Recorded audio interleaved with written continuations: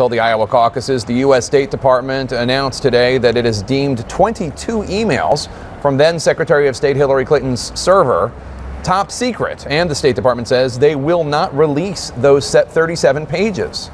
I want to bring in CNN Chief National Security Correspondent Jim Sciutto. Jim, these emails were apparently not marked classified at the time they were sent, at least as far as we know. Is the State Department giving any reason as to why they are now deemed top secret and how significant this is? Well, the State Department says that the intelligence community has determined that information contained in these 7 email chains adding up to 37 pages is in the top secret category. This is the first time that emails have been put into that category of classification. There have been earlier emails at a lower category of classification, these in the top secret category, the highest. Now, as you say, the State Department says they were not marked as such at the time.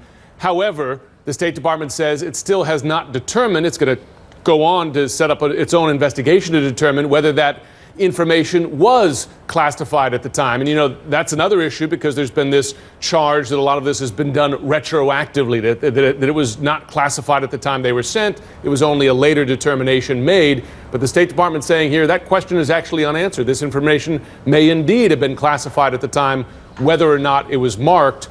Listen to how John Kirby answered the question on who determined whether this information was classified. You guys were prepared to release it until the intel community came in and said, hey, wait a second. No, I wouldn't say that, Matt. As I said, we had an ongoing discussion about this traffic with them. At their request, we've decided to make this upgrade. It is a State Department decision. We're doing it, but we're doing it at the request of the intelligence community.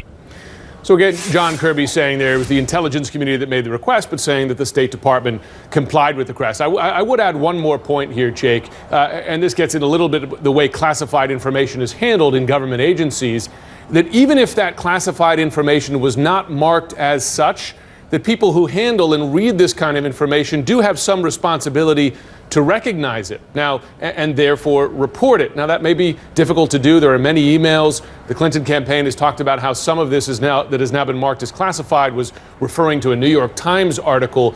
But still, to be clear, it does not completely involve those involved of responsibility for mishandling that classified information. And Jim, how is the Clinton campaign reacting to this news?